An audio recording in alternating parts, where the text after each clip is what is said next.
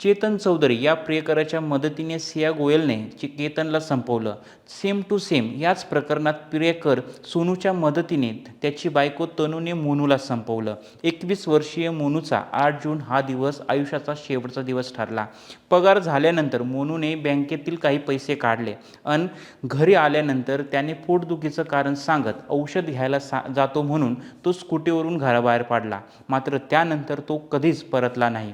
9 जून रोजी कुटुंबियांनी तो बेपत्ता असल्याची तक्रार पोलिसांमध्ये दिली आणि दुसऱ्या दिवशी कालव्यात त्याचा मृतदेह सापडला. पोलिसांनी जेव्हा मोनूचा मृतदेह बाहेर काढला तेव्हा त्याच्या मृतदेहावर कोणत्याही प्रकारच्या मारहाणीच्या खुणा नव्हत्या. तसेच संशय येऊ नये म्हणून त्याची स्कूटीही कालव्याच्या किनाऱ्यावर उभी करण्यात आली होती. पहिल्या नजरेत हे प्रकरण अपघात किंवा आत्महत्या असल्याचं वाटत होतं. शवविच्छेदनानंतर पोलिसांनी मृतदेह कुटुंबाच्या ताब्यात दिला. त्यानंतर त्याच्यावर अंत्यसंस्कारही झालेत. घरात शोककळा पसरली आणि सर्वात जास्त दुःख व्यक्त करत होती ती मोनूची पत्नी तनू. ती रडत होती, नातेवाईकांसमोर अश्रू ढाळत होती. अंत्यसंस्कारापासून 7व्या दिवशीच्या धार्मिक विधीपर्यंत प्रत्येक दिवशी ती उपस्थित होती. सगळ्यांनाच वाटलं एक पत्नी आपल्या पतीच्या मृत्यूने कोसळलेली आहे, पण हे खरं अश्रू नव्हते. याचं उत्तर एका मोबाईल फोनमध्ये दडलं होतं. 11 जून रोजी पोलिसांनी मोनूचा मोबाईल त्याच्या कुटुंबाच्या ताब्यात दिला. फोन हातात घेताच कुटुंबियांना एक गोष्ट खटली. मोबाईलमधला संपूर्ण डेटा आधीच डिलीट करण्यात आला होता. यामुळे संशय अधिक गडद होता. यामुळे कुटुंबांनी सायबर तज्ज्ञांची मदत घेतली. डिलीट झालेला डेटा रिकव्हर करण्यात आला आणि त्यातून धक्कादायक समोर सत्य आलं.